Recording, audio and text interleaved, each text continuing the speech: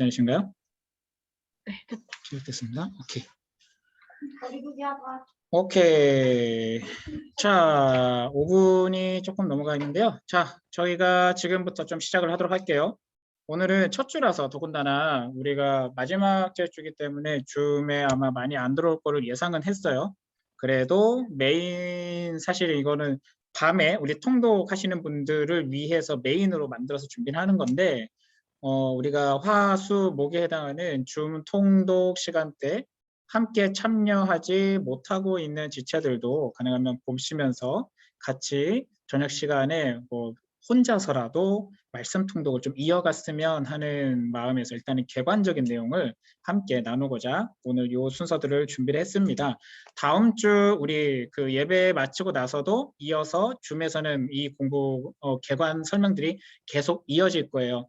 저희가 청년부 인스타그램에 올려놓은 그 화수목 우리 성경 통독 그 일정표 있잖아요. 그 일정표를 참고해 주시면 매 주마다 다른 개관에 대해서 설명하고 있다는 걸 알게 될 겁니다. 그래서 서신서와 관련된 이 개관을 들으시고 그 주간 동안에 일주일이면 사실 다 읽을 수 있는 분량들이에요. 각 서신들은 충분히 읽을 수 있거든요. 그래서 말씀을 쭉 같이 통독하고 읽어줄 수 있기를 원하고요. 시간이 되고 여건이 된다면 화요일, 수요일, 목요일 저녁 9시 반에 우리 줌 링크를 통해서 같이 들어올 수 있기를 부탁을 드립니다. 아마 교회 저희 채널에서 청년부 채널에서 그 단체 그룹 채팅 그 링크를 보내드렸을 겁니다. 그 링크에 들어오셔서 가입해 있으면은 화수 목이 되면 그 링크에서 알림이 울리게 될 거고 알림을 통해서 줌에 함께 참여할 수 있는 링크가 같이 공유될 거니까 거기를 타고 바로 들어오시면 될 겁니다. 자, 그러면 오늘 첫 시간 우리 로마서 개관을 시작을 하도록 하겠습니다. 저희가 매주 화수목마다 읽고 있는 말씀은 서신서 말씀이에요. 서신서가 뭔지부터 우리가 좀 같이 나눠보기를 원합니다. 서신서 들어가도록 하겠습니다. 자, 서신서가 무엇인지부터 우리가 좀 살펴볼게요. 서신서란 우리 여기 적혀있는 글을 한번 봐주세요. 흩어진 교회들을 향한 사도들의 편지글이라고 되어 있습니다. 서신서는 말 그대로 편지예요. 편지인데 왜 편지를 쓸 수밖에 없냐면 교회들이 곳곳에 흩어져서 생겨 있는데 그 모든 흩어진 교회마다 사도들이 가 있을 수가 없는 상황인 거예요. 쉽게 말해서 교회는 있는데 담임 목사님들이 없는 상황인 거죠. 이런 상황이다 보니까 한 명의 사도가 흩어져 있는 교회들에게 그 교회들에게 상황에 맞게 다양한 이야기들을 적어서 편지들을 보낼 수밖에 없었어요. 그러면 이 교회들이 왜 흩어지게 됐는지를 좀 알아볼게요. 자, 흩어졌다라는 거. 자, 두 가지 큰 이유가 있어요. 첫 번째로는 예수님 십자가 사건, 이게 왜 중요하냐면요. 예수님이 돌아가셨을 때는 그 6월절이 기점이에요. 6월절이 기점으로 그 이스라엘에서는 3대 명절이 있는데 이 명절 때마다 예루살렘 성전에 모여서 그곳에서 그러니까 흩어져 있는 이스라엘 백성들이 다 같이 모여서 성전에서 예배를 드리는 게 굉장히 중요해요. 이슬람 사람들이 지금도 1년에 한 번 꼭 메카에 가는 게 자신들에게 있어서 굉장히 큰 목적이잖아요. 이스라엘 민족은 그보다 더 했었죠. 1년에 한 번씩은 꼭 모여서 그곳에서 예배 드리는 게 그들의 전통이고 신앙이었어요. 그래서 예루살렘에서 6월절에 모여야 되다 보니까 전 세계에 흩어져 있던 유대인들, 로마의 식민지 지역에 흩어져 있던 유대인들이 예루살렘으로 모이게 되고 6월절을 지내기 위해서 모였는데 그때 어떤 사건이 있었냐? 예수님이 십자가에 못 박혀 죽으시는 사건이 그 기점에 있었어요. 이것을 직접 목도했던 이방에서 살고 있었던 유대인들이 이 사건을 직접 목도하고 아 이분이 메시아인가 보다라는 생각을 품고 마음을 품고서 다시 자신들의 고향 그 있는 고향이 아니죠 거주하고 있던 이방 지역으로 가게 되고 그곳에서 자신들이 본 이 예수라는 분에 대해서 이야기를 나누고 복음에 대한 이야기를 나누다 보니까 그곳에서 예수님을 믿는 사람들의 모임이 생기게 된 거죠. 그래서 첫 번째로 그들을 통해서 만들어진 흩어진 교회가 있었고 로마 교회는 바로 거기에 해당하는 교회예요. 또 두 번째로 흩어지게 된 이유가 있는데 사실 메인은 예루살렘에 모여있는 예수님의 제자들의 모임 그 모임이 교회의 첫 시작이잖아요. 근데 이 예루살렘에 모였던 이 교회가 결국은 기존의 유대교와는 분명히 다른 예수님을 메시아로 인정하고 고백하는 사람들의 모임이다 보니까 너무나 이질적인 부분들이 있었기 때문에 기존의 유대교가 그리스도인들이라고 불리는 이 사람들을 핍박하고 박해하기 시작하고 심지어 죽는 사건이 발생하게 됩니다. 그 사건이 사도행전에 언급이 되고 있어요. 한번 볼게요. 사도행전 7장 55절에서부터 8장 3절에 나오는 내용인데요. 특히 8장 1절, 지금 55절부터 스데반 지사님, 우리 잘 알고 있죠. 첫 번째 순교자 스데반 지사님이 순교하는 내용이 나오는데, 이때 8장 1절에 다음과 같이 이야기합니다. 사울은 그가 죽임 당함을 마땅히 여기더라. 여기서 말하는 이 사울은 사도 바울을 이야기한다는 거 여러분도 아실 겁니다. 그리고 그날에 예루살렘에 있던 교회에 큰 박해가 있어 사도 외에는 다 유대와 사마리아와 땅끝으로 흩어지니라. 그 예루살렘에 모여 있었던 교회 공동체가 이제는 박해를 피해서 흩어지기 시작을 합니다. 유대인들의 직접적인 공격을 피해서 그 위에 있는 북쪽으로 있는 사마리아 땅으로 가게 되고요. 거기서 더 나아가서는 그 지중해 근처에 있는 다른 이방 민족에 있는 땅들로 다 흩어집니다. 이때 유명한 안디옥 교회도 생성이 되게 되죠. 그래서 결국은 흩어지는 이유가 첫 번째로는 명절 기간 동안에 예수님의 십자가 사건을 보고 경험했었던 사람들이 명절이 끝나고 자신들이 거주하던 지역을 가서 생겨난 교회가 있었고, 두 번째로 예루살렘에서 유대교인들이 직접적으로 예수를 구주라고 고백하는 사람들을 핍박하고 박해하기 시작을 하자, 그리고 스데반 지사와 같이 실제로 죽는 사건이 발생하게 되자 교회가 그들의 핍박을 피해서 이동할 수밖에 없게 되었고, 그러면서 흩어지는 교회들이 되게 되죠. 마치 지금 우리 코로나라는 어떤 한 상황 때문에 교회 안에 같이 모여있지 못하고 뿔뿔이 찢혀져 있는 이런 상황과 유사한 모습으로 나오게 됩니다. 자, 이런 상황 속에서 이제 로마 교회를 향한 이런 서신들이 쓰여지게 되는 목적들이 등장을 하게 돼요. 자, 서신서 말 그대로 편지글이라고 이야기했잖아요. 그러면 편지를 써서 이들에게 무엇을 전하기 위해서 편지를 썼는지 목적을 좀 볼게요. 기본적으로는 요 네 가지 내용이 많이 언급이 되고 있어요. 네 가지 내용이 언급이 되는데 한번 보도록 할게요. 제가 밑줄 쳐놓은 부분이 중요한 부분들이거든요. 자, 한번 볼게요. 첫 번째, 복음과 율법의 차이. 복음과 율법의 차이는 쉽게 말해서 구약에서 말하고 있는 그 율법과 예수 그리스도의 복음에 대한 내용을 잘 모르고 있는 상황 때문에 적은 거예요. 그래서 사도들이 율법과 복음의 차이가 뭔지를 좀 알려주기 위해서 편지를 쓰게 되고, 주로 사도 바울이 이것과 관련된 내용을 많이 썼고, 오늘 우리가 하게 되는 로마서 역시 이런 복음과 율법의 차이를 잘 설명해 주고 있습니다. 두 번째로 편지를 쓴 거는 흩어져 있는 교회들 사이에, 문제는 제가 이방 지역에 교회들이 흩어져 있다 했잖아요. 이방 지역이라 말하는 거는 로마의 식민지들이고요. 로마는 그리스, 헬라 문화를 이어받아서 자신들의 문화로 만들었어요. 그러다 보니까 그리스, 헬라가 가지고 있었던 그런 영과 육체에 대한 관점이 헬라 문화로 그대로 로마에도 들어와 있는 상황이에요. 흩어져 있는 교회들이 있는 그 이방 민족 지역에 기본적으로 깔려있는 그리스 철학과 그 바탕, 신화적인 내용들의 바탕은 결국 우리 피지컬적인 이런 육체는 부정한 거고, 그리스 신화 여러분 아시죠? 네, 나중에 그리스 신화 한번 보세요. 우리 이 땅과 이 피지컬, 우리 사람이 어떻게 창조되었는지 거기서 이야기하는 건 우리 성경에서 말하는 창조의 내용과 전혀 달라요. 네, 악신의 죽은 시체에서 떨어져 나온 것들, 그런 걸로 만들어진 게 인간이기 때문에 굉장히 부정하게 되어 있어요. 반면에 영은 신과 연계된 부분이기 때문에 굉장히 선하고 아름다운 거예요. 그래서 영은 선하고 육은 악하다라고 보는 게 기본적인 헬라 철학에서 말하고 있는 그 바탕의 내용이에요. 전에 제가 옛날에 설교 시간에 한번 헤라클레스 이야기 한번 한 적이 있었던 걸로 같아요. 헤라클레스가 죽고 불에다 태웠더니 인간 어머니에게서 받은 육체와 관련된 부분 다 타버리고 신이었던 제우스, 아버지 제우스로부터 받아 있는 부분만 신의 모습으로 태어나서 다시 올림포스로 올라간다는 내용으로 전개가 되잖아요. 예, 이런 부분이 바로 그걸 잘 드러내는 부분이에요. 그래서 이 영은 선하고 육은 악하다라는 이 개념이 교회 안에도 들어오면서 교회 안에 영은 선하고 육은 악하다, 이게 영지주의라고 이야기를 하거든요. 이 이단들이 등장하면서요. 문제는 예수님은 인간이 되셨고, 그리고 우리의 모든 죄를 짊어지고 죽으셨는데, 그리고 그 죽은 육체를 부활시키셨는데, 영지주의 이단의 내용들이 들어오게 되니까 인간 예수에 대한 것은 다 부정돼 버리게 돼요. 그분은 하나님이시지만 인간은 절대 아닌 것으로 표현이 되고요. 그러면 인간의 고통과 우리의 죄를 짊어질 수 있는 동등됨이 취해지지가 않기 때문에 문제가 생기게 되죠. 그래서 이런 영지주의가 잘못됐다는, 이단이 잘못됐다는 것을 설명하는 서신이 또 만들어지게 됩니다.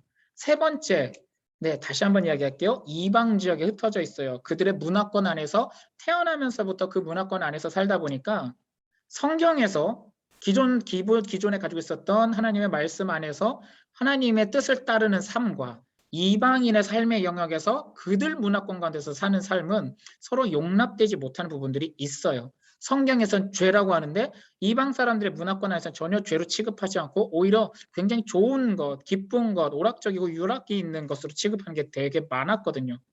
더욱이 이방인 중에 예수라는 이 분에 대해서 알게 되고 복음을 접해서 믿게 된 사람들에게 과거의 풍습을 버리지 못하고 예수를 믿는 삶과 기존에 가지고 있던 삶을 같이 취하고 있는 삶의 모습들이 등장을 하죠.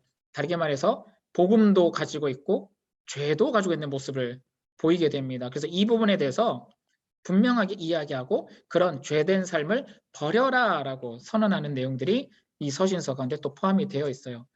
이런 내용들은 사실 지금 현대 사회를 살아가는 우리에게도 굉장히 많은 경고가 되고 좀 불편하지만 우리에게 책망하는 소리로도 들리게 돼요. 제가 간혹 여러분에게 특히 청년이기 때문에 직장과 사회 가운데서 여러분이 경험하고 있는 일들 때문에 이해는 하지만 하나님 앞에 그것은 옳은 것은 아니다라고 제가 이야기를 하는 이유가 바로 이런 것과 동일한 부분이에요. 자, 그리고 네 번째, 사도들이 있지만 사도들이 키운 또 그 다음 후계 목사님들과 같은 분들, 지도자들이 있잖아요. 그분들에게 목회를 어떻게 해야 될지 알려주고 조언하는 내용도 있고요. 또 사도가 개인적으로 도움을 요청하거나 어떤 일에 대해서 권면하는 내용들이 들어있는 서신도 있습니다. 빌레몬서 같은 경우가 그런 내용에 해당이 됩니다. 그래서 기본적으로는 이 서신서가 이런 네 가지 항목의 내용이 주제가 되어서 쓰여져서 흩어져 있는 곳곳의 교회들, 그 지역의 특색을 가지고 있는 교회들마다 이 내용을 보내면서 필요에 따라서는 복음과 율법의 차이도 알려주고 또 이단에 대해서도 경고도 하고 또 죄를 너무나 쉽게 짓고 있었던 그 사회 가운데서 너희는 그러면 안 된다라는 여러 가지 교훈과 책망에 대한 이야기를 하는 것들, 또 그 현장 속에서 남아서 목회를 하고 있는 그 지역의 지도자들에게 조언을 해주거나 또 개인적인 요청을 하는 내용들이 포함이 되어 있습니다. 서신서는 기본적으로 이렇게 네 가지 목적을 가지고 하고 있어요. 자, 그러면 우리가 지금 사실은 지난주부터 계속 읽고 있었던 로마서 말씀이죠. 이 로마서 말씀의 목적에서부터 우리가 좀 같이 들어가 보도록 하겠습니다. 서신서를 쓸 때는 항상 목적이 있어요. 이 목적에서 크게 벗어나지 않는데 로마서도 역시 목적을 가지고 있습니다. 로마서의 목적은 다음과 같은 내용으로 이어져요. 첫 번째로는 교리적인 가르침을 이야기를 합니다. 왜냐하면 우리가 교회가 흩어지게 되는 이유를 먼저 이야기를 했었잖아요. 첫 번째 이유는 예수님의 그 죽음 사건을 목도했던 흩어져 있던 디아스포라가 다시 자기가 살던 지역으로 가서 교회를 만들었다고 했습니다. 다르게 말하면 그들은 사실 복음에 대한 내용을 정확하게 몰라요. 예수에 대한 사건을 받고 도대체 이게 무슨 일인지 소문을 들었고 이런 분이 있었고 이분 분이 우리 역사 안에서 이런 일을 했구나라는 걸 알아서 인정하고 갔지만 기존에 가지고 있던 율법과 예수님이 선포했던 그 복음의 차이와 여러 가지들을 잘 모르고 있던 상황이에요. 더욱이 그곳에 있었던 유대인 출신 그리스도인들이 잘 모르고 있는 이방인 출신 그리스도인들에게 율법적인 그 무언가를 자꾸 강요하는 일이 발생을 했거든요. 그래서 사도 바울이 비록 그곳에 지금 가질 못하고 가고 싶다는 것을 밝히면서 동시에 너희가 알아야 될 복음이 뭔지 그리고 율법과의 차이가 뭔지를 알려주는 이런 교리적인 내용이 먼저 등장을 하게 됩니다. 그래서 로마 교회의 그 발생적인 특성 때문에 이 내용이 시작이 됐고요. 자, 보세요. 여기 이야기 나오고 있죠. 아까 첫 번째로 말했었던 이 내용 때문에 교리가 강조되는 내용이 로마서에서 먼저 언급하게 됩니다. 자, 그 다음에 볼게요. 목적, 로마 교회를 향한 방문 의사 타전. 먼저 내 로마 교회로 갈 거야. 이 이야기를 먼저 하고요. 그 다음에 복음, 율법과의 차이가 뭔지를 알려줍니다. 그리고 당연히 복음을 알았다면 복음을 받아들인 사람으로서 이제 그리스도인다운 삶을 살아야 되잖아요. 그래서 그들에게 그리스도인다운 삶이 어떻게 살아가는지에 대한 내용이 12장부터 15장까지 언급이 되고 있어요. 자, 그렇게 하고 나서 마지막에 16장에서는 그 로마 교회에 있는 여러 지체들에게 문안 인사하는 그 내용으로 쭉 나옵니다. 제가 이거 16장에 나오는 그 인물들 이름 다 외우려고 막 노래 불러가면서 외웠던 기억이 있는데 네, 많은 인물들이 등장을 하게 되고요. 그 인물들이 초기 교회 가운데 중요한 역할들을 많이 했었던 사람들입니다. 그러면 본격적으로 네, 이 내용을 좀 볼게요. 율법과 복음의 차이라고 이야기를 했어요. 여러분 조금 알아두셔야 될 게 있어요. 율법이라는 것은 보통 우리가 알기로는 구약 시대 때 이스라엘 민족이 지켜왔던 것을 율법으로 많이 생각을 합니다. 그런데 구약 시대 때 이 율법이 정말 악한 거일까요? 우리가 잘 알아야 될 거는 율법도 하나님이 주신 거라는 거예요. 근데 신약 시대 와서 예수님은 왜 이렇게까지 율법에 대해서 그리고 율법을 지키겠다는 사람들을 책망한 걸까요? 그 이유가 조금 이따가 나올 거예요. 같이 또 보도록 할게요. 화살표 해놓은 거 한번 볼게요. 유대인 출신 그리스도인들이 유대인 출신 그리스도인이에요. 유대인 출신이라서 율법을 잘 알고 있고 잘 믿고 있는데 예수의 사건을 접하고 예수님을 믿겠다라고 생각한 이 그리스도인들이 그 로마 지역이니까 당연히 로마 본토 사람 혹은 로마 식민지 사람들이 많이 있었을 거 아니에요. 그들 중에도 이 예수의 복음을 믿고 접해서 온 사람들이 있었거든요. 근데 그들에게 뭘 강요하냐면 할례라는 것을 강요합니다. 여러분 할례가 뭔지 알죠? 남성의 그 생식기에 있는 표피를 잘라내는 거예요. 이거는 구약 시대 때 아브라함 때부터 하나님의 언약의 약속의 표시로 행해 오던 거였고 모든 이스라엘 민족은 할례를 하게 되어 있어요. 자, 이방인 출신 그리스도인들에게 할례를 하라고 요청하는 것은 그들도 유대인이 되라는 소리예요. 로마서에서 이 복음을 이야기할 때 이 할례에 대해서 비판하는 이유 중에 이 두 가지 개념인데 첫 번째는 잘못된 율법주의에 대한 책망이 있었고요. 두 번째로는 그 구원에 대해서 민족주의적인 구원으로 자꾸 소급하려는 경향성이 있었기 때문에 이거에 대해서 책망하는 거예요. 할례는 뭐라고요? 유대인을 표시하는 거였어요. 이방인한테 너희 구원받으려면 유대인 돼야 돼. 자꾸 이거 강요한 거였거든요. 그래서 이거에 대한 책망, 이 두 가지 개념이 있습니다. 자, 그렇게 이야기하면서 다음으로 볼게요.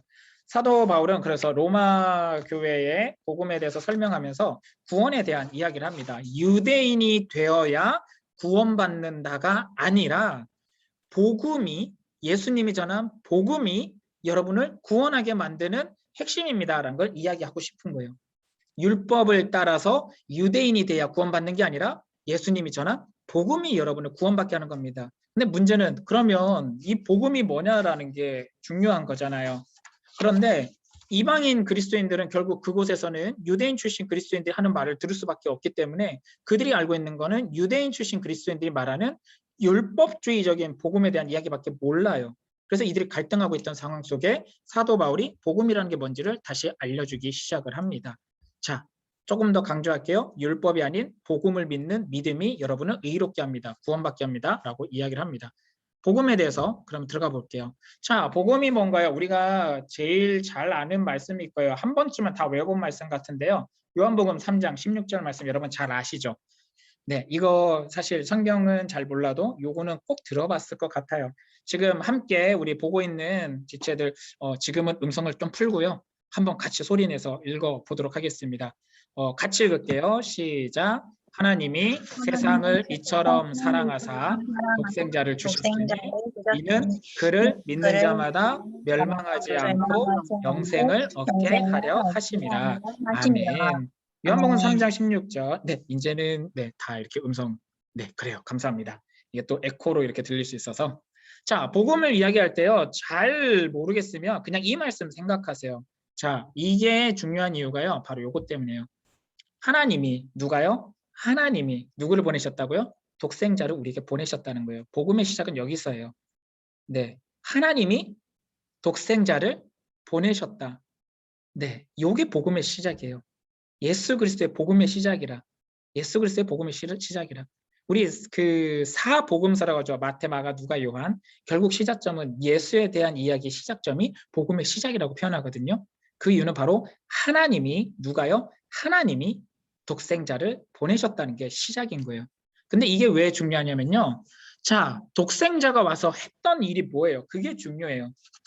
주체는 하나님이시죠. 하나님이 보내셨는데 그 다음에 이렇게 이어지는 걸 보면 돼요. 자, 하나님이 인간에게 예수 그리스도를 보내신 이유는 사랑하셔서요.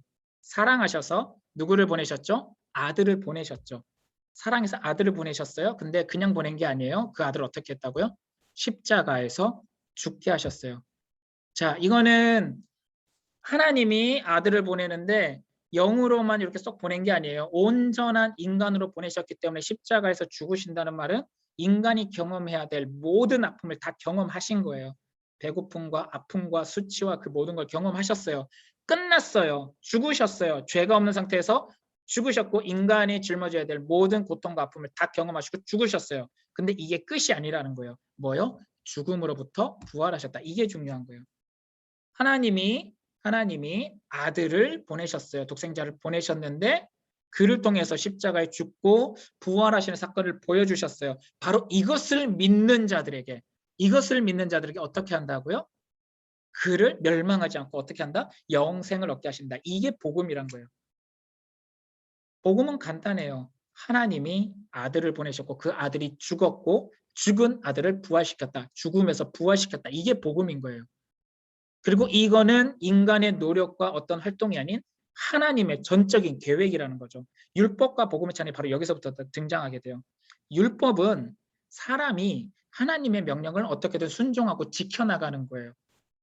그러니까 노력인 거죠. 그런데 복음은 어떻게 해요? 하나님이 직접 일하세요. 어떻게? 아들을 보내셔서 죽음 가운데 거하게 하고 그 죽음 속에서 부활로 이끄셨어요. 모든 과정은 하나님이 이루셨어요. 그것을 믿느냐가 중요한 거죠. 그래서 율법과 복음의 가장 큰 차이는 그 일을 하고 있는 주체가 누구냐, 그리고 그것을 행하는 것인지 믿는 것인지, 이 차이가 우리에게 너무너무 중요합니다. 로마서에서는 이걸 이야기해요. 믿느냐, 너가 이 사실을 믿느냐. 그래서 복음의 시작을 이야기할 때는 꼭 이 사건이 필요합니다. 이 사실을 믿는 그들에게 어떻게 한다고요?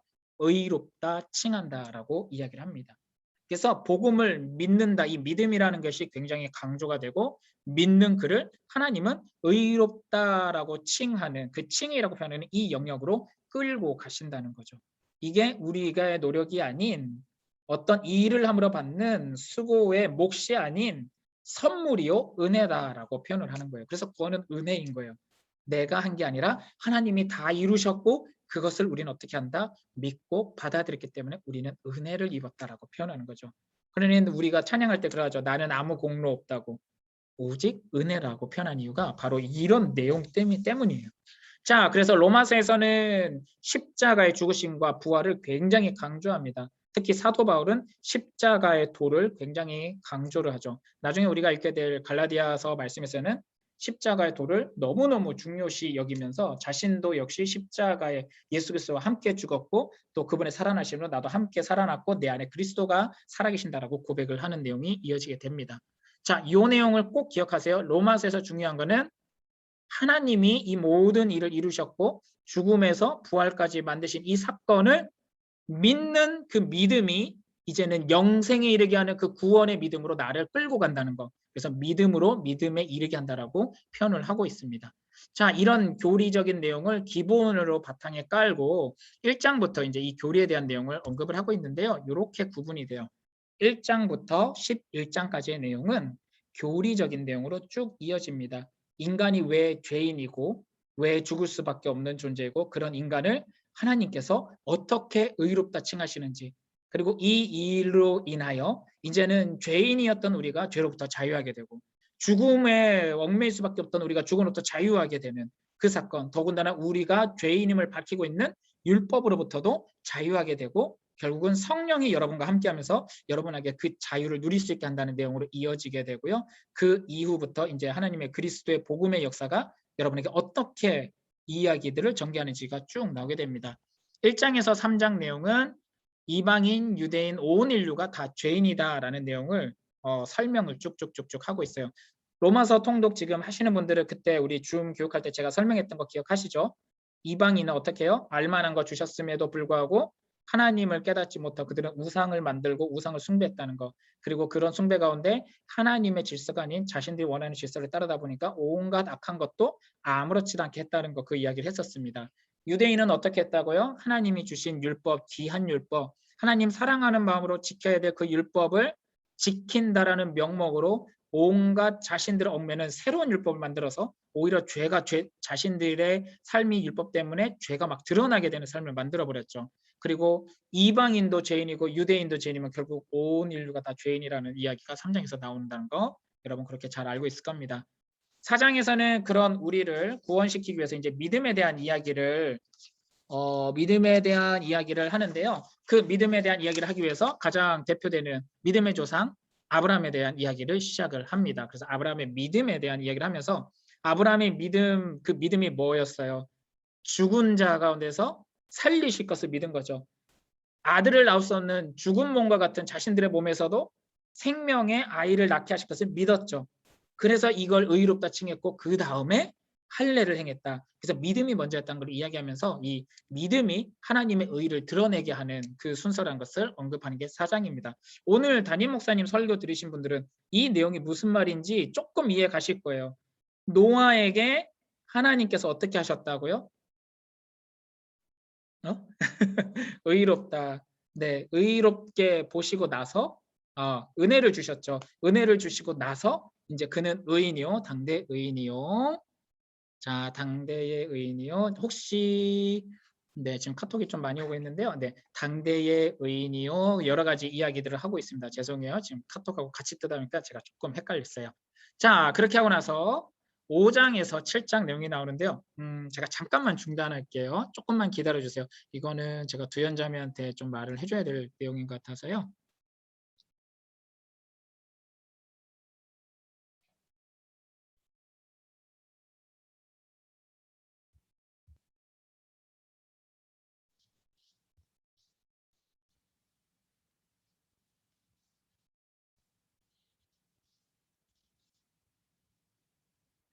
네. 네, 금방 되돌아왔습니다. 네, 미니점에 고마워요. 저 없다고 또 그러고 있었네요. 자, 그 다음에 이제 5장부터 7장은 하나씩 나와요. 5장에서는 그 우리의 가장 원수된 죽음 모든 인류가 죽을 수밖에 없는 그 상황에서 하나님의 부활의 능력이 어떻게 우리에게 자유를 주는지, 그리고 우리가 죽을 수밖에 없었던 이유, 죄로부터도 어떻게 자유함을 누리게 됐는지, 그리고 율법은 죄를 깨닫게 하는 일을 이제 감당하게 돼버렸는데 그런 율법으로부터 우리가 어떻게 자유하게 되는지를 쭉쭉 이야기해주고 있습니다. 그리고 그 모든 일을 할 수 있도록 하는 것은 8장에서 바로 성령이 여러분 안에 있기 때문에 그 성령이 여러분을 율법으로부터도 죄로부터도 죽음으로부터도 자유할 수 있도록 여러분을 이끌어가는 그 내용에 대해서 이야기를 합니다. 그럼 자세히 들어보면요. 사도 바울은 사실 유대인이잖아요. 유대인의 입장에서 유대인이 율법 때문에 이렇게 죽는다, 책망받는다 막 이런 이야기를 들으니까 얼마나 속상하겠어요. 그러면 유대인은 과연 선한 것이 없느냐. 구약시대 때부터 이미 하나님의 사랑받아갖고 이렇게 이끌림 받아온 민족인데 그들에게는 선한 것이 없느냐? 아니죠. 9장에서부터 이야기합니다. 하나님의 말씀을 그들이 먼저 받았다. 율법은 여러분 여기서 좀 오해하는 게 있는데요. 율법은 악한 걸까요? 선한 걸까요? 선한 거예요. 왜요? 율법은 누가 줬어요? 하나님이 주신 거거든요. 율법은 하나님을 사랑하는 자들이 하나님을 사랑하는 마음으로 하나님을 기쁘게 하기 위해서 해야 될 것들을 주신 게 율법이에요. 율법을 지켜야 구원받는다 개념이 아니라 하나님을 사랑하는 자들이 사랑하는 마음으로 하나님을 기쁘시게 하기 위해서 지켜왔던 게 율법이란 거죠. 그런데 어느 순간부터 이 율법을 중심을 잃어버리게 돼요. 하나님을 사랑하는 마음으로 하나님을 기쁘게 하기 위해서 준 율법인데 율법 그 자체를 지키지 않으므로 우리가 멸망했다라고 생각했던 이스라엘 백성이 어떻게 하냐면 율법 조문 하나하나를 온전하게 지키기 위해서 또 다른 규율들을 만들어가기 시작하죠. 우리가 보통 장로의 유전이라고 표현한 것들. 네, 이런 문제들이 발생해요. A라는 율법을 지키기 위해서 주변에 A-1, A-2, A-3, A-4 온갖 것을 다 만들어놔요. 하나님 기뻐하는 마음으로 안식일을 거룩히 지켜라. 그럼 안식일을 그냥 거룩히 지키면 되는데 몇 미터 이상 걸어가면 안 되고 눈앞에 죽어가는 사람이 볼지라도 그 사람을 살리는 일은 일이니까 하면 안 된다 식으로 온갖 규율들을 만들어서 하나님을 기쁘게 해야 될 것을 해야 되는데 하나님을 기쁘시게 하는 일이 아닌 안식일을 지킨다는 이 규범 자체를 지키기 위한 온갖 항목을 만들어버린 거죠. 예수님 시대 때 책망하는 율법주의, 율법의 내용은 바로 그 내용들을 책망한 거예요. 율법 자체는 하나님이 주신 거니까 선하고 거룩한데 사람이 율법의 뜻을 오도해서 다른 것을 만들어서 율법이란 이름으로 서로서로 책망만 하고 있고 죄인으로 드러내게 만든 거죠. 이방인 그리스도인들에게 너희가 할례를 해야 유대인이 되고 그래야 구원받는다는 내용도 동일한 거예요. 할례는 뭐일 뿐이에요. 하나님과 우리 사이에 언약을 맺었고 우린 하나님 백성이니까 이제는 하나님 백성답게 살아야지 너 그거 잊지 마라고 표시하고 몸에 새겨놓은 흔적에 불과한 건데 이거 안 하면 구원 못 받아라는 새로운 결과로 끄집어내버린 게 유대인 출신 그리스도인들이 했었던 흔히 말하는 할레파 유대인들이 만든 잘못이었던 거거든요. 이걸 책망하고 있어요. 결국은 하나님이 주신 거룩한 율법을 오도하게 되죠. 그리스도인들에게 예배 온전하게 지켜라. 여러분 이거 율법주의 아니냐고 그런 소리 절대 하시면 안 돼요. 하나님을 사랑하는 자들이 하나님 기뻐하는 마음으로 예배 드린 건 당연한 거예요. 오히려 그 예배를 드리는 이유와 목적을 잃어버리고 그걸 율법주의로 오도하고 내가 편한 대로 하겠다. 이게 잘못된 율법주의를 만드는 모습들이에요. 서신서 쓴 내용 중에는 바로 그런 식으로 내가 편한 쪽으로 끌고 가서 사용하는 것을 책망하는 내용들도 많이 있어요. 여러분 그러니까 우리가 기본적으로 하나님 사랑하는 마음으로 예수님 사랑하는 마음으로 해야 될 것들은 율법주의라고 생각하지 말고 하나님 사랑하니까 내가 한다라는 개념으로 가시는 게 맞아요. 네. 자, 그다음에 9장부터 11장까지 그래서 유대인을 향한 그 구원에 대한 이야기, 유대인에게도 주셨던 게 말씀이다라는 이야기부터 시작하면서 유대인이 오히려 본나무다는 거 이야기를 하면서 그 본나무를 오히려 하나님께서 얼마나 더 사랑하시겠냐는 이야기를 하면서 유대인이 돌아오게 되는 것을 더 기뻐하신다라고 표현하는 내용들이 쭉 이어지게 됩니다. 자, 11장까지 내용이 이렇게 교리적인 내용이 나왔다면 12장부터 15장은 실천적인 내용이에요. 그리스도인이라면 여러분 이렇게 살으셔야 됩니다. 라고 이야기하면서 나오는 게 12장부터 15장까지 내용인데요. 12장에는 일단은 분별하는 삶에 대해서 이야기합니다. 여러분 많이 들어보셨죠? 너희 몸을 거룩한 산 제사로 드리라. 삶의 모습 자체가 이미 하나님 앞에 예배자로서의 모습을 살아달라고 요청하죠. 교회에서는 예배자인데 삶의 현장 속에서는 전혀 그리스도인답지 않은 삶, 복음을 입에 담지 않고 오히려 복음과 반대되는 것을 입에 담고 사는 삶, 악하고 거룩하지 못한 것을 그대로 행동으로 옮기면서 결국 내 모습 때문에 주변인들이 저 사람 교회 다닌다면서 저렇게 살아도 돼? 라는 말이 나오게 만든 삶, 그거 다 책망하고 있습니다. 네, 우리 그런 모습을 각성하고 깨어나야 돼요. 자, 이런 거. 그 다음에 여러분이 가지고 있는 분량대로 교회에서 좀 행하라라는 내용이 또 이어집니다. 각자에게 역할과 그 믿음에 대한 분량들이 다 있어요. 거기에 합당하게 나가야 되지 그 이상의 것을 내가 더 잘났다고 자랑할 것도 없고 내가 있는 현장에 맞춰서 내게 주신 은혜와 능력에 맞춰서 신앙생활을 해라는 이야기도 같이 언급이 되고 있습니다. 13장 같은 경우는 이제 사회를 바라보는 관점, 이제 권사율이라고 제가 표현을 했는데 사실 이 부분이 특히 권세, 지금 여러분이 살고 있는 그 사회 현장에 그 정치 구도와 이런 부분에 있어서 거기에 복종해라라는 표현으로 나가고는 있는데 이 부분은 사실 지금도 시대에 따라서 더군다나 여러분이 가지고 있는 오늘날 우리의 지식 수준과 이성적인 수준 그리고 학문적인 수준에 따라서 좀 내용이 다시 변화가 있을 거예요. 그때 당시는 로마 시대였고 정치적으로 그만큼 발전되어 있지 못한 상황 속에서 기독교인들이 하나님께서 모든 정치도 하나님 뜻 안에서 이끌어간다는 관점에서 그 정치 사회 가운데 복종하면서 살아라라고 이야기한 건데 때로는 정의를 위해서라면 또 많이 부딪히고 이야기해야 될 부분들도 분명히 있겠죠. 자, 사랑이 율법의 완성이다라는 거 예수님이 실제로 보여주신 거죠. 우리를 위해서 죽으시고 부활하심으로 인해서 율법의 원래 목적 하나님을 사랑하는 마음으로 하나님을 기쁘게 하고 하나님의 영광을 돌리게 하는 그 거룩한 삶의 모습을 그리고 그 뜻, 사랑의 모습을 예수님이 보여주십니다. 하나님을 사랑하는 것, 이웃을 사랑하는 것, 그분의 죽음으로 이 사랑을 완성시키는 걸 보여주면서 율법을 완성시켰던 내용을 이야기하시면서 그리스도인들은 매 시대 때마다 깨어서 잠자는 영혼과 같이 아무렇지도 않게 그냥 섞여서 살지 말고 내가 그리스도인이라는 것을 항상 깨닫고 말씀 안에서 말씀의 기준 따라서 걸어갈 그런 깨어있는 삶을 살으라는 것을 이야기합니다. 그리고 14장에서는 우리 공동체원들을 향해서 서로가 서로 가운데 비판하지 말라라는 내용이 나옵니다. 비판하지 말라 서로가 사랑의 마음으로 바라보기를 요청하는 거죠. 그를 위한 권면들 사랑하기 때문에 하는 말과 그를 미워하기 때문에 비판하는 것은 전혀 다르다는 것은 스스로가 제일 잘 알 겁니다. 여러분이 혹시 주변에 있는 다른 지체들을 향해서 어떤 권면과 조언을 하고 싶은데 그 말을 하기 전에 내가 정말 사랑하는 마음으로 이 친구에게 권면을 하고 있는 건지 스스로에게 계속 물어보세요. 혹시라도 내가 저 친구가 하는 모습이 꼴 보기 싫어서 내가 한다? 그러면 입을 그냥 스스로 막으셔야 됩니다. 네, 내 안에 그런 마음이 있었다면 말을 꺼내기 전에 그냥 멈추세요. 그런데 내가 저 친구 너무 진짜 사랑하고 저 친구가 정말 하나님 앞으로 오기를 바라는 마음이 내 안에 굴뚝같이 일어나고 있다면 그러면 권면하십시오. 비판이 아니라 그건 권면입니다. 그가 받아들이든 안 받아들이든 그거는 그의 책임이니까 내 안에 정말 저 친구가 하나님 앞에서 정말 잘 되어지고 살아나기를 원한다는 마음이 있다면 그 마음을 품고 전하시기를 바랍니다. 그러나 만약 그렇지 않고 조금이라도 내가 저 친구 하는 이렇게 행동을 볼 때마다 너무 꼴 보기 싫어. 그러면 차라리 입을 막으세요. 그냥 그를 위해서 기도하고 중보하시기를 바랍니다. 자, 이러한 모습들을 통해서 15장에서는 이야기하죠. 선을 이루고 덕을 세워라.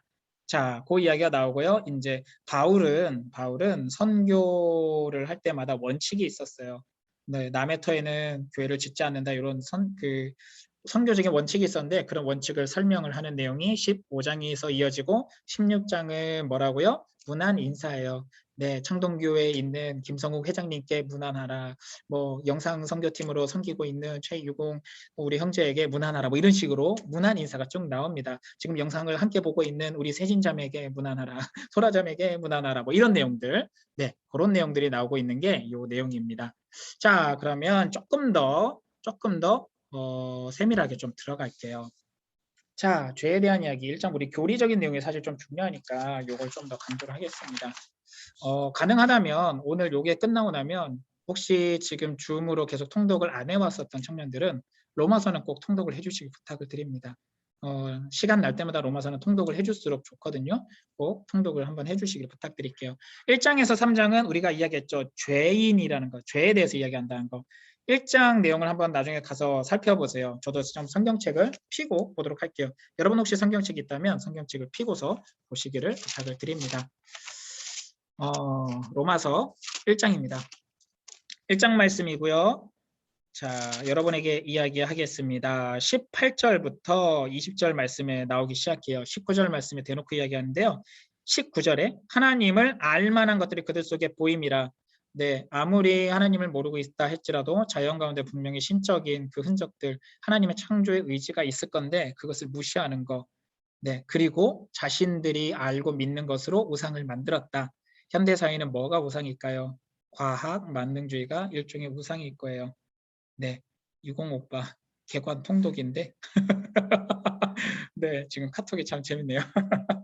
네, 현대사회는 유물론적인 관점에서 과학 문명이 발달되면서 물질에서부터 시작됐다. 결국 신적인 의지에 대해서는 절대 부정하고 있죠. 알만한 것이 있어도 가지고 있는 이해의 그 개념 구도에 따라서 결국 하나님의 의지는 철저히 지워버리고 있습니다.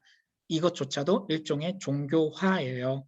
네, 그래서 현대 과학사에서는 과학 종교가 만들어져 있는 거죠. 그래서 우상 숭배와 관련해서 이런 이야기를 하고요. 이런 시기가 발전될수록 뭐가 강조되냐면 하나님의 의지가 무시되다 보니까 하나님의 창조 질서가 무시되니까 인간을 창조했을 때 그 질서도 무시되게 되고요. 하나님이 인간을 창조할 때 그 질서가 무시되니까 사람이 자기가 원하는 대로 서로가 서로를 쓰는 일이 발생하죠. 성경에서는 이것을 동성애로 이야기를 합니다.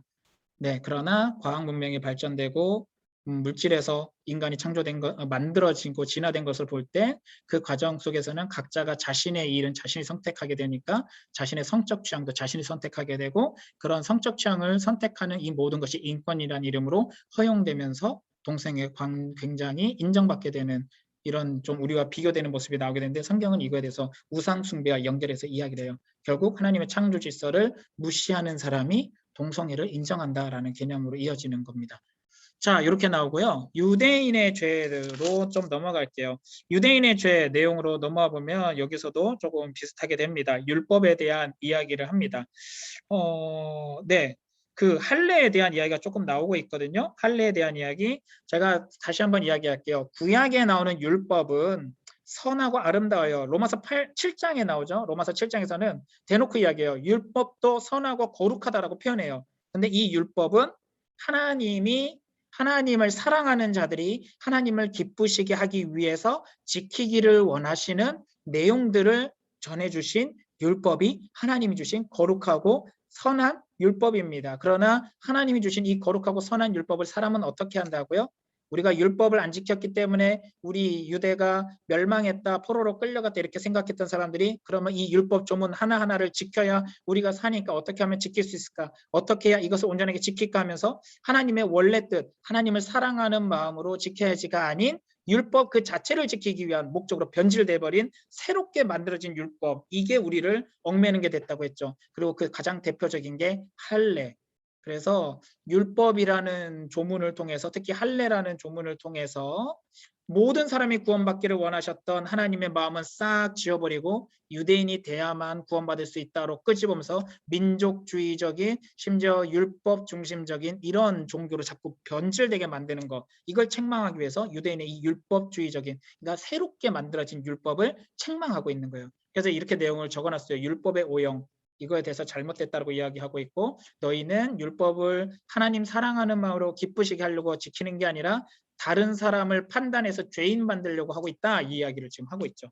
자, 그리고 3장에서 결국 유대인도 그리고 온 이방인들도 다 죄인이니까 의인은 없나니 하나도 없는 상태가 되었습니다. 이 이야기를 하면서 3장의 내용이 진행이 됩니다. 중요한 거는 그러면 이제 우리 모두 다 죽어야 되는데 어떻게 하느냐? 우리에게 구원이 있어야 되지 않느냐? 그래서 말하는 게 율법 외에 새로운 하나님의 의가 나타나는데 그게 바로 복음에 대한 내용이고요. 이 복음을 믿는 믿음 때문에 하나님이 당신을 의롭다 칭하는 게 나타날 겁니다. 라고 이야기한 거죠. 네, 이게 중요한 거는 구약에서는 결국 하나님이 우리를 창조하신 하나님이 참신이다라는 믿음이 있는 사람이 그 하나님을 기쁘게 하려고 율법을 지킨 거잖아요. 그렇죠? 하나님을 믿으니 율법을 지킨 거예요. 기쁘게 하기 위해서. 율법을 지켰기 때문에 하나님이 의롭다, 너가 선하다 한 게 아니라 하나님을 믿음이 의롭고 선하다라고 먼저 해주시고 그런 너희는 나를 기쁘게 해서 율법을 지켜라. 율법은 후반부에 나오는 거거든요. 그래서 이거 순서가 뒤바뀌고 되니까 결국은 어떻게 해요? 하나님이 이 과정을 싹 지워버리고 하나님의 모든 구원의 여정을 다 이루시고 그것을 믿는 그 사람이 의롭다 하는 의가 나타나기 시작합니다. 이걸 설명하기 위해서 아브라함이라는 인물을 끄집어 오기 시작해요. 왜냐하면 아브라함이 첫 번째 할례를 행했던 사람이잖아요. 아브라함이 첫 할례를 행했어요. 할례 자체도 이미 율법이 있기 전에 아브라함이 먼저 했어요. 율법은 모세 때 왔잖아요. 아브라함이 먼저 있었고 모세가 나중에 있었고 이 모세도 나중에 그 율법을 받았잖아요. 그렇죠? 순서로 치면 아브라함이 먼저, 그리고 아브라함이 할례를 했었고 모세가 나왔고 모세도 율법을 받은 거예요. 근데 중요한 건 여기서 아브라함의 할례보다 더 앞서서 하나님은 아브라함을 의롭다라고 선언했거든요. 오늘 담임 목사님 설교에서 말한 것처럼 노아도 의롭다 한 거는, 노아는 할례 안 했잖아요. 할례를 안 했음에도 노아는 의롭다 받았어요. 아브라함도 의롭다 받았어요. 무엇을 통해서요? 아브라함은 믿음을 통해서 받은 거예요. 그래서 4장 말씀에서 이어지는 내용이 바로 이 내용이에요. 자, 4장 한번 성경 펴봐 주세요. 자, 4장 첫 번째 순서가 이렇게 돼요. 아브라함이 하나님을 믿음에라고 표현을 하고 있습니다. 3절 말씀 한번 보시겠어요? 자, 로마서 4장 3절. 성경에 무엇을 말하느냐? 아브라함이 하나님을 믿음에 그것이 그에게 의로 여겨졌다라고 했어요. 근데 뭘 믿었을까요? 아브라함에게 하나님이 처음에 주신 약속은 너에게 자손을 주겠다, 아들을 주겠다 약속이잖아요. 아브라함이 언제 아이를 낳게 되죠? 네, 아브라함이 100세, 할아버지, 도저히 낳을 수 없는, 사실 아브라함이 문제가 아니라 사라가 문제죠. 사라는 경수가 끊어졌다. 그러니까 월경이 끊어졌어요. 폐경된 상태였거든요. 몸이 죽었다라고 표현한 거나 다름없는 상황인데 아브라함은 하나님의 약속을 믿음에 하나님은 그것을 의롭다라고 선언을 해주신 거죠. 그리고 나서 믿음의 아들인 이삭을 낳기 바로 직전에 할례를 행합니다. 할례를 행해서 깨끗하게 하나님의 약속을 몸에다 새기고 난 다음에 그제서야 믿음의 결과인 이삭이 나오게 되거든요. 자, 할례. 자, 15장 6절이 의롭다라고 선언하는 그 내용이에요. 창세기 15장 6절이 하나님이 아브라함을 의롭다라고 하는 내용이고요. 17장 1절이 바로 아브라함의 할례를 행하는 그 내용이에요. 믿음으로 의롭다 칭함을 받았던 게 할례를 행한 것보다 앞에 있어요. 그래서 이게 더 중요하다, 믿음이 더 중요하다라고 선언합니다. 그리고 아브라함의 이 믿음은 결국 부활신앙과 연계된 믿음이라는 거예요. 죽을 수밖에 없는 아니 이미 죽었다고 생각한 그 상황 속에서 생명을 낳게 하는 게 하나님의 능력이다. 이걸 아브라함이 믿었다는 거죠. 이게 나중에 한 번 더 증거로 나오게 되는 게 아들 이삭을 하나님께서 모리아 땅에서 바쳐라 했을 때 아브라함이 그 이삭을 데리고 갈 수 있었던 이유가 본인이 먼저 경험했잖아요. 사라도 경수가 끊어져서 아이가 날 수 없는 상황, 자신 역시 아이를 낳을 수 없는 할아버지의 몸임에도 불구하고 하나님의 약속을 이루셨다는 것.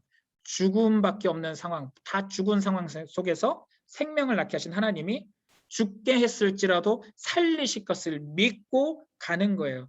하나님은 이것을 강조하고 중요시하는 거죠. 어떻게요? 죽음에서 부활. 이게 하나님의 능력이라는 거.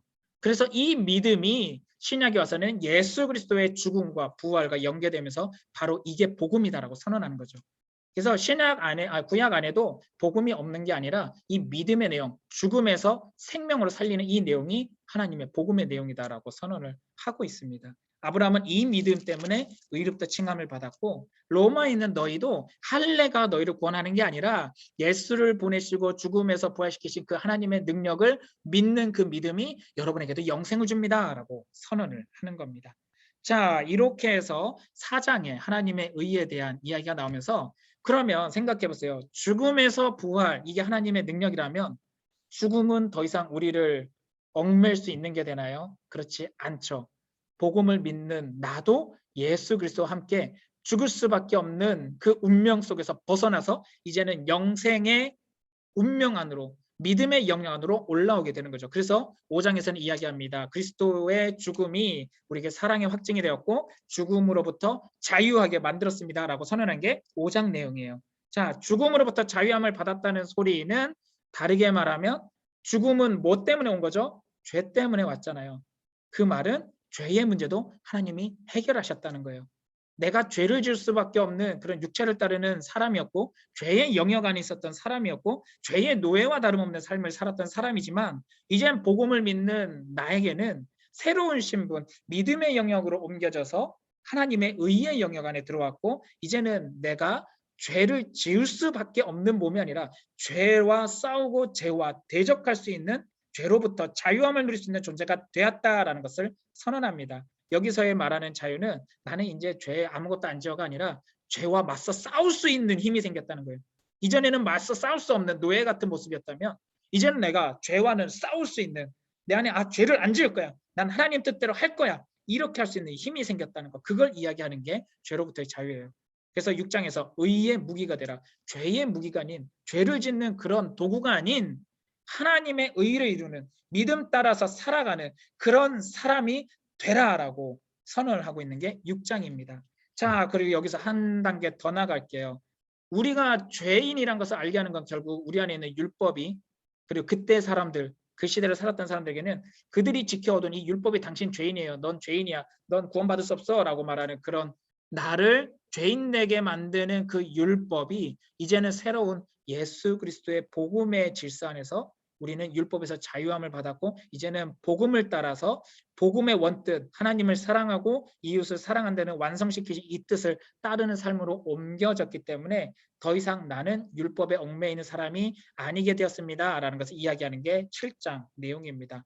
그러면서 같이 이야기하죠. 율법이 원래 율법 하나님이 처음에 주신 그 율법은 원래 선하고 거룩한 것이다 라는 것도 같이 이야기하고요. 사람이 오도해서 만들어버린 이 율법이 우리를 정죄하는 율법이 되었다. 그래서 이걸 통해서 뭔가를 행해서 옳은 일을 해서 내가 구원받는다라는 이 개념은 잘못된 개념이고 하나님의 구원의 복음의 은혜, 하나님 먼저 다 이루신 그 은혜 복음을 믿는 믿음이 우리를 의의 영역으로 옮겼고 그런 우리이기에 이제는 죄와 싸울 수 있는 힘도 생겼다. 이런 이야기를 하는 게 5장에서 7장까지 자유에 대한 이야기입니다. 근데 막상 여러분 복음대로 산다는 게 쉽던가요? 어려울 거예요. 저도 가끔은 어렵더라고요. 근데 그걸 할 수 있게 하는 이유는 바로 예수님이 우리에게 주신 선물. 예수를 나의 구주로 고백하고 복음을 믿고 고백할 수 있는 건 우리 안에 하나님이 선물로 주신 성령이 함께 계시기 때문이거든요. 여러분 안에 계시는 그 성령이 바로 이 일을 할 수 있도록 여러분을 돕는다라고 선언하는 내용이 8장의 내용입니다. 8장 한번 펴보시겠어요? 성경책. 자, 8장. 자, 좀 볼게요. 8장 6절 말씀이랑 9절 말씀을 읽을 건데요. 6절 말씀을 제가 좀 읽어드릴게요. 들어보세요. 육신의 생각은 사망이요 영의 생각은 생명과 평안이리라. 9절 만일 너희 속에 하나님의 영 성령인 거 아시죠? 하나님의 영이 거하시면 너희가 육신에 있지 아니하고 영에 있는 이거는 우리 그냥 이 육신과 영을 말하는 게 아니고요. 죄를 지을 수밖에 없는 그 영향력 아래 있는 육신이라고 표현하는 거고요. 하나님의 뜻을 따르는 삶의 영역인 영으로 표현하는 거예요. 네, 진짜 이 피지컬적인 육신과 영을 말하는 게 아니라 하나님의 뜻을 따르는 삶이 영적인 삶, 하나님의 뜻이 아닌 죄를 따르는 삶의 영역 안에 있는 게 육신의 삶이라고 표현한 거, 그걸 표현하는 겁니다. 그래서 그 육신에 있지 않고 영에 있나니 누구든지 그리스도의 영이 없으면 그리스도의 사람이 아니라라고 이야기를 합니다. 그래서 하나님의 영이 우리 안에 있으면 우리는 죄를 따르는 삶이 아닌 영을 따르는 영적인 삶을 따라 하나님의 뜻을 따르는 삶을 살 수 있도록 그 하나님의 영이 만든다라는 걸 이야기한 거고요. 누구든지 그 그리스도의 영, 하나님의 영이 없으면 하나님의 사람이 아니다라고 표현합니다. 그래서 외부적인 행위를 바라보고 저 사람이 그리스도인이 아닐까 그렇게 생각하시면 안 되고요. 그 안에 진짜 하나님의 영이 함께 하시면서 그리고 하나님의 뜻을 사는 삶의 모습도 보이고 더 나아가서는 내가 그리스도인입니다라고 고백하는 거. 어떤 상황에서요? 목숨 걸린 상황에서 내가 그 고백을 할 수 있는 그 사람이 진짜 하나님의 영이 있는 사람, 그리스도의 영이 있는 사람이라고 이야기를 합니다. 그래서 그렇게 하나님의 영을 받은 자, 성령을 받은 자가 영적인 삶, 우리가 말하는 하나님이 원하신 그 삶을 살아갈 수 있도록 우리를 계속 도와주고 용기 주고 끌어당겨 주시고 그런 것을 우리는 이제 아빠, 아버지라 하나님과 우리 사이의 관계가 온전하게 회복되어지는 것을 이야기합니다. 그래서 성령이 없이는 우리가 하나님을 아버지라 고백하지 못한다라고 이야기를 하고 있죠. 그래서 하나님과의 관계가 회복되기를 원하고 내 안에 진짜 말씀을 따르는 삶이 이루어지기를 원한다면요. 여러분 많이 기도하세요. 성령 하나님, 하나님의 영이신 그분이 우리 안에서 항상 뜨겁게 충만하게 역사해달라고 여러분 기도하시고 도움을 구하시기를 부탁을 드립니다. 자, 이렇게 해서 이루어지고 있고요. 28절 말씀은 여러분 가능하면 형광펜으로 박스 한번 쳐주면 좋겠어요. 우리가 알거니와 하나님을 사랑하는 자 곧 그의 뜻대로 부르심을 입은 자들에게는 모든 것이 합력하여 선을 이루느니라. 제가 참 좋아하는 말씀이고요. 성령의 이끌림 받아서 살아가는 하나님의 사람들이 힘들고 어려운 상황 속에서 기도하면서 나갈 때 하나님 이 말씀이 여러분에게 이루어지기를 원하고 있습니다. 그래서 힘들면 이 말씀 좀 붙잡고 여러분 기도 좀 하세요. 제발 기도 좀 하세요. 네, 성령이 함께 하실 때 우리는 기도할 수 있습니다. 네, 이 내용이 일단은 8장까지 옵니다. 그래서 성령이 여러분을 그렇게 자유를 진짜 누릴 수 있도록 도와줍니다. 이야기를 하게 됩니다. 9장부터 11장까지 내용은 아까 얘기했던 이스라엘의 구원에 대한 이야기고요. 이거는 그냥 쭉 읽어보시면 될 것 같아요. 그리고 다른 것보다 유대인들이 본 감람나무라는 그 이야기를 하면서 그들의 정체성을 조금 이야기해주는 내용들이 나오니까요. 네, 요거는 그냥 쭉 읽어보세요. 특별히 설명까지 할 거는 없을 것 같아요. 자, 그 이야기를 하고 12장부터 또 들어가 볼게요. 산 제물로 드리라 너희가 드릴 영적 예배. 그래서 이 세대에 좀 본받지 말라라고 이야기합니다. 여러분 직장에서 참 더럽고 추한 모습 많이 봅니다. 네, 교회 다닌다고 하면서도 참 더러운 말들을 너무 쉽게 꺼내는 분들 많이 보죠. 네, 저도 뭐 이리저리 많이 들어봤어요. 제가 교회 그때 신학생 때 제가 신학생이라는 거를 말 안 하고 가만히 있으면 온갖 더러운 말 다 하다가 저 신학생이 하면 그때부터 입이 딱 다물어지시는 집사님들, 네, 일반 사회에서 만난 분들 그런 분들을 참 많이 봤었거든요. 그게 벌써 몇 년 전이에요. 그런데도 그런 분들이 많은데 오늘날은 지금은 너무나 일반화되어 있는 것 같아요. 그래서 지금 한국교회가 이렇게 힘들어진 거 아닌가 싶은데요. 여러분 선을 세우시기를 바랍니다. 여러분의 삶의 모습이 하나님 앞에 거룩한 산 제물이 되어야 되는데 여러분의 삶이 하나님 앞에 거룩한 산 제물이 되지 못하면 이사야 말씀에서 말하는 것처럼 내 손에 피가 가득하다라고 표현하시는 그러니까 하나님 앞에 드리는 제사, 영적 예배들을 거부하시는 상황도 얼마든지 올 수 있다는 거 기억하시기를 부탁드립니다. 자, 그렇게 하고요. 그 이상의 생각은 품지 말고 하나님께서 우리에게 주신 분량대로 행하라. 그래서 교회 안에는 질서라는 영역이 분명히 있어요. 여러분, 우리 청년 지체들에게 별로 그렇게 하고 싶은 말은 아니지만 교회 안에서 질서는 잘 지키시기를 부탁을 드립니다. 때로는 필요한 내용이니까요. 그 분량대로 맞춰서 하시되 하나님 앞에서 질서를 벗어나는 모습은 보이지 않았으면 좋겠어요. 나중에 그런 질서 없는 모습 때문에 하나님 앞에 책망받는 일들이 생겨요. 그러니까 꼭 그런 일 없이 네, 분량대로 잘 맞춰서 해주시기를 부탁을 드립니다. 자, 그렇게 하고요. 그 다음에 기도에 힘쓰라. 대놓고 이야기하죠. 너희 기도해라. 네, 기도에 힘쓰라라는 내용이 12장에서 이어지고 있습니다. 13장에서는 아까 얘기했던 세상에 있는 그 권세에 복종하라는 이야기인데 사실 역사를 주관하는 분이 하나님이십니다라는 관점이 있어서 거기에서 이야기를 하는 겁니다. 그러나 그 과정 속에 내가 그리스도인으로서 교회로서 해야 될 일들은 또 해야 될 거예요. 네, 로마로부터 핍박받는 이런 상황 속에서 그 권세에 복종하라는 것은 그리스도인들에게 악한 것을 행하라고 하는 게 아니라 차라리 핍박받고 말겠다라는 거죠. 네, 그래서 핍박받는 것까지는 이해하지만 그 교회를 악한 데 도구로 사용하려고 하는 거. 예를 들어 볼게요. 중세교회 같은 경우 정치와 결부돼서 사용하려고 했었죠. 독일의 나치 정치와 결부돼서 사용되어 왔었죠. 우리나라는 어떻게 될까요? 군사정권 때 정치와 연계돼서 그 권력을 잡으려고 했었던 부분들이 없지 않아 있었어요. 하나님은 이런 부분에 대해서는 분명히 책망을 하시는 것 같고요. 그러나 그런 과정 속에서도 하나님 앞에서 올바르게 나가려고 교회의 본질을 회복하려고 몸부림치신 분들도 있었다는 것을 여러분 꼭 기억해 주시기를 부탁을 드려요. 복종하라. 그 질서는 잘 유지하되 교회가 하나님의 뜻이 아닌 세상의 뜻으로 끌고 가려 할 때는 여러분 목숨 걸고 투쟁하셔야 됩니다. 네, 그리고 결국 사랑이 하나님 사랑과 이웃 사랑, 이 사랑이 율법의 완성입니다. 그러니 너희 안에서 사랑의 율법을 만들어 가십시오. 완성하십시오. 그 이야기를 하는 내용으로 이어집니다. 그 과정에 교회 안에서는 서로가 어떻게 해요? 비판하지 말라는 공동체원을 위해서 비판하지 말고 위해서 같이 기도해 달라라는 그런 이야기가 이어지고 그게 선을 이루고 덕을 이루어가는 모습이다라고 이야기하면서 15장까지 내용들이 쭉 이어지게 됩니다. 이게 로마서 지금 우리가 쭉 해오던 말씀들이고요. 이런 구조로 되어 있어요. 그러니까 로마서 말씀 읽을 때 이게 무슨 소리야? 라고 생각하면서 읽기가 쉽거든요. 한 장씩 읽지 말고 아까 큰 덩어리 별로 좀 읽어주세요. 1장에서 3장이 뭐라고요? 죄에 대한 이야기.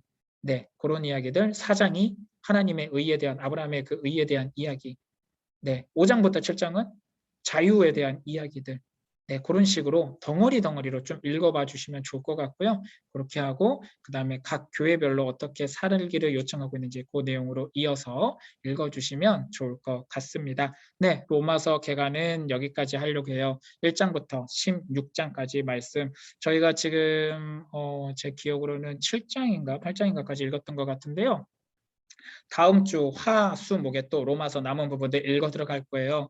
줌 통해서 읽을 건데 줌 링크가 저희 아마 몸짱들을 통해서 따로 저희 저녁에 읽게 되는 줌 통도 관련된 카톡 단체방이 아마 링크로 제공이 될 겁니다.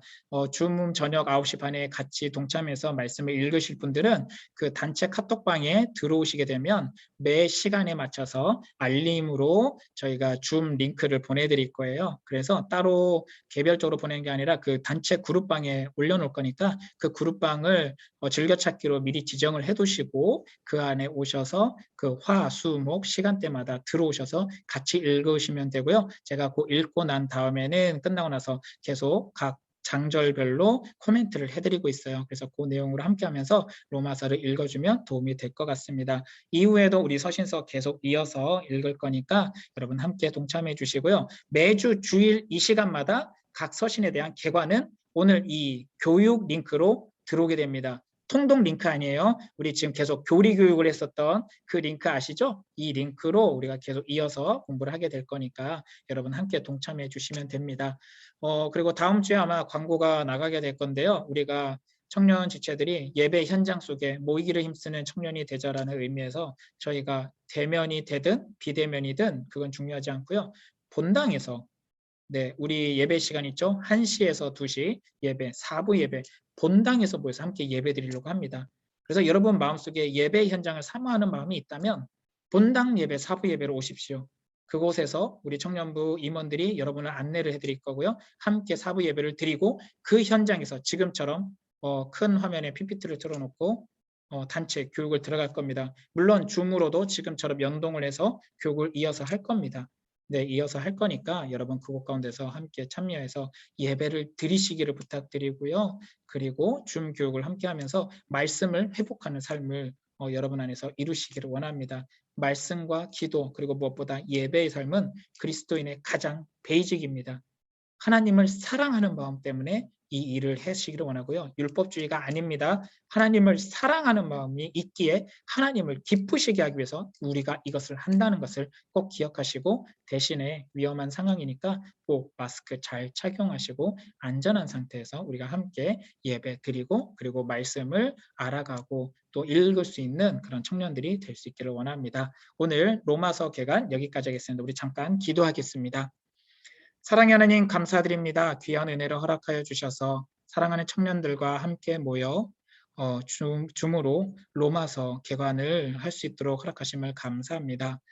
말씀을 읽기를 원하시고 그 말씀을 믿고 지켜나가기를 원하시고 그 마음을 품고 하나님 앞에 나오기를 원하시는, 모이기를 힘쓰기를 원하셨던 아버지, 사랑하는 청년들의 삶 속에 그 식어져가고 있는 마음들 속에 다시금 성령의 역사가 타오르게 하시고 말씀이 세워지게 하시고 빛의 길로 걸어가게 해주셔서 하나님의 그 복음의 사역을 잘 감당해 나가며 일어서서 빛을 발하는 청년들이 될 수 있도록 주님 함께하여 주시옵소서. 감사드리며 살아계신 우리 주 예수님 이름으로 기도드립니다. 아멘. 수고하셨습니다. 우리 요 내용은 지금 녹화가 되어 있어요. 녹화가 되어 있고 저희 청년부 그 유튜브에다가 영상을 올리도록 하겠습니다. 그래서 혹시나 또 다시 한번 보기를 원하시는 분들은 유튜브를 통해서 보시면 될 것 같습니다. 수고하셨습니다. 네. 이거를 어떻게 끄죠? 그냥 끄면 되나요? 녹화 중지가 어디 있습니까? 그냥 나가기요. 그냥 나가게 하면 되나요? 녹화 중단이 어디죠? 나가게 하면 나가서 아, 그래요? 오케이.